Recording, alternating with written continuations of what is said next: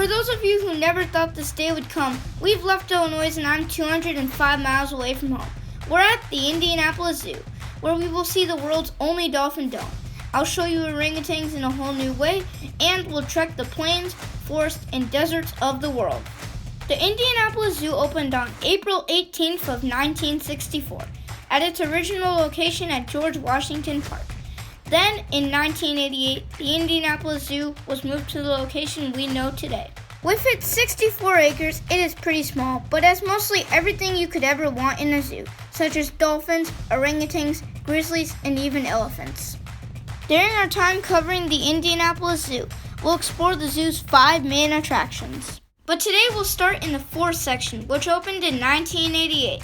It displays animals from the forest of Asia, South America, and the North American woods. The first exhibit, which is outside of the forest, is a newer constructed home for the common ring-tailed lemur. The ring-tailed lemur has a tail longer than its body, and they can live in troops up to 6 to 25 individuals. And as they move on, it's our turn to move on too.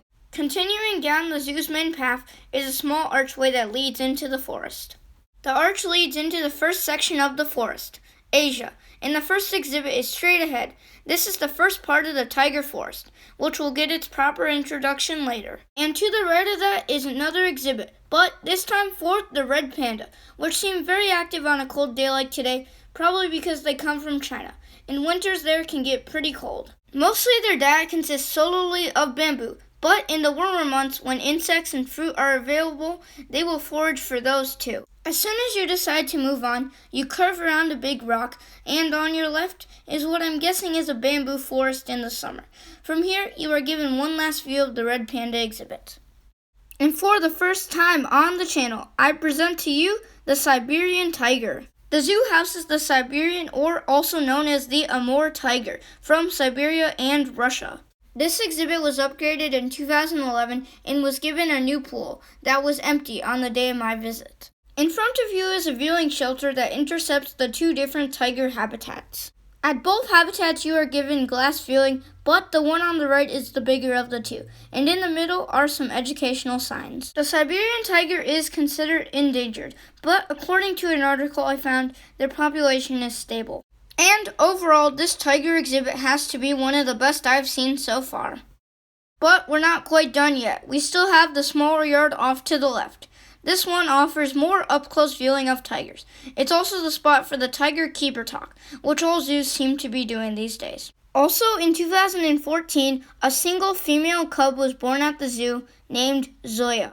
The next exhibit is home to the white-handed gibbon, which were no-shows today, but at one point I believe I heard that it also contained peacocks and Asian small-clawed otters with them too.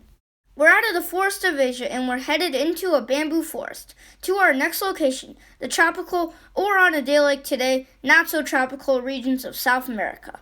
The only exhibit we'll see in the forest of South America is an exhibit for the macaws. The macaws have a big new outdoor space, and they also have an indoor space to the right.